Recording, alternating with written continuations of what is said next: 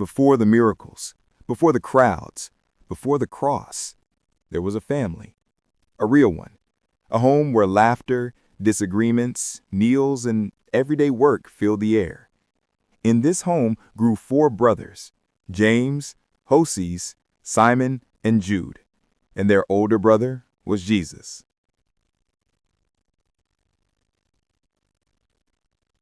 Imagine growing up with someone who never pushed to be first, but always seemed to be. Someone who worked the longest, listened the deepest, and still somehow stayed unnoticed.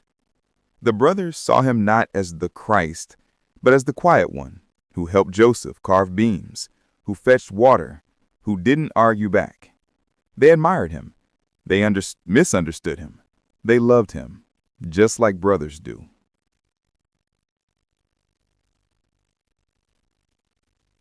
When Joseph died, the weight of the household shifted. Jesus stepped into the role of a provider. His brothers watched him carry responsibilities heavier than wood, and still, he never complained.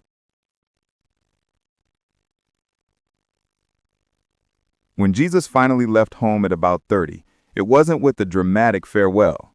The brothers didn't understand what he was going to become, and honestly, they weren't sure they believed in him.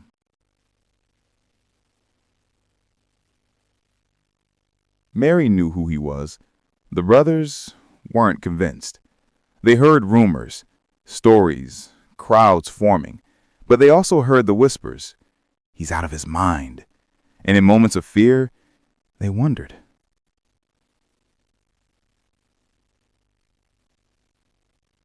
There was a moment, a small one, but revealing.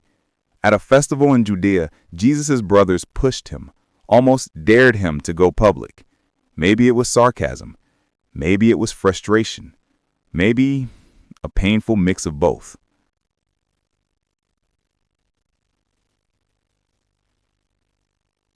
They didn't believe. Not yet.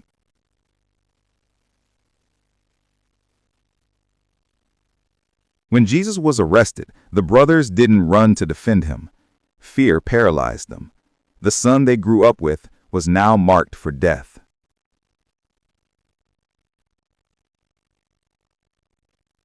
Scripture doesn't tell us where the brothers stood when Jesus carried the cross, but try to imagine it. The weight of regret, the silence, the helplessness of watching someone you doubted die for a world you didn't understand.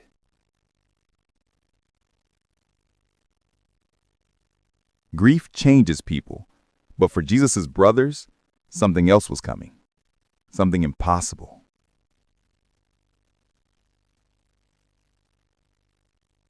James was the skeptical one, the thinker, the steady voice among the brothers. But then he saw Jesus alive, his brother, the Messiah. From that moment, James wasn't just convinced, he was transformed.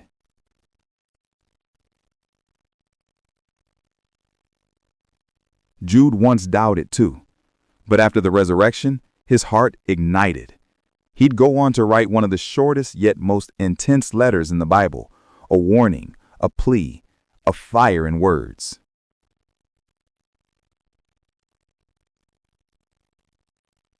James and Joseph didn't write books, but history remembers them as missionaries, leaders, men who carried the message of Jesus into dangerous places.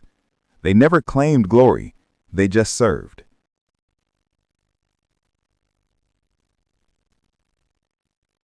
The brothers who once misunderstood Jesus became pillars of the early church. James, known as James the Just, led the Jerusalem believers with humility and courage. His wisdom shaped the first Christian council. Jude traveled far, teaching with urgency and passion. Simon and Joseph carried the message quietly but boldly, far past the borders of Galilee.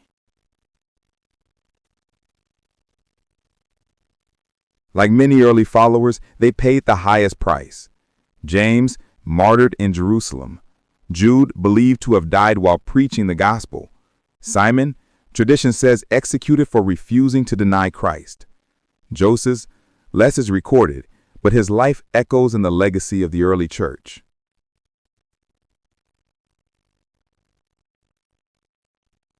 They weren't perfect. They weren't always faithful. They doubted, feared, hesitated, just like we do. But when truth confronted them, when love resurrected right in front of them, they changed. And through them, the message spread. A family reshaped history.